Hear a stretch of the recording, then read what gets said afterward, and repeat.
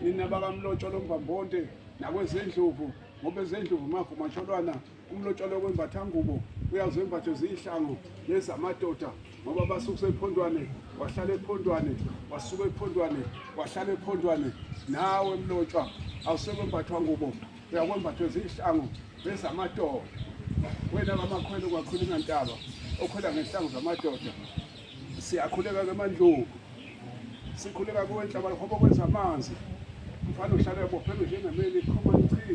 yoze kuyithela ongaziyo ukade wathomeka ngoba uNtadweni uyithomile wagadla wakaneka ngoba uNtadweni ungibaleki baba sikhuleka kuwe ke njengamandla wena wendlovu usikhulekele kuwe baba mkhulu ubhonkobhonko semakhabeni nanti iguqa bondlovu elibika phela lo mkhosi wenu mandla ngamandla ukuthi sisukuma phambili ke ephondo lwendlovu kube yusiko laso sonke isizwe samandlovu abakamlotshwa ngabakaswela ngabakalanga ngabakamphazima ngabakamawandla kandlela abakandindana ongafana ongafuza amafungela kanyana siyakhuleka ntaba yezulu intaba zimnandi kubafana kweluseni ziyituhlu nezempi ngiyasemsebe hayilwanga yesabana qhamela izintombi usuyiyeka ihambe yesokweni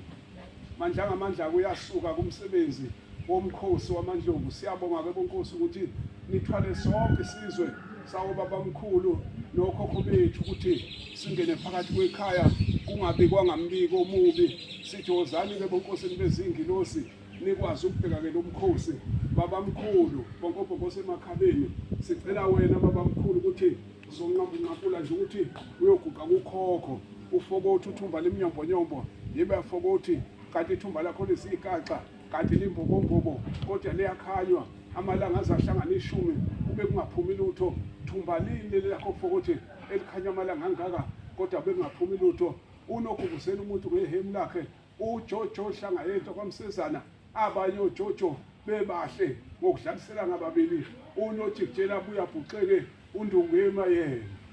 wena wakwankosi Nkosi Dlamamandla wena wendlovu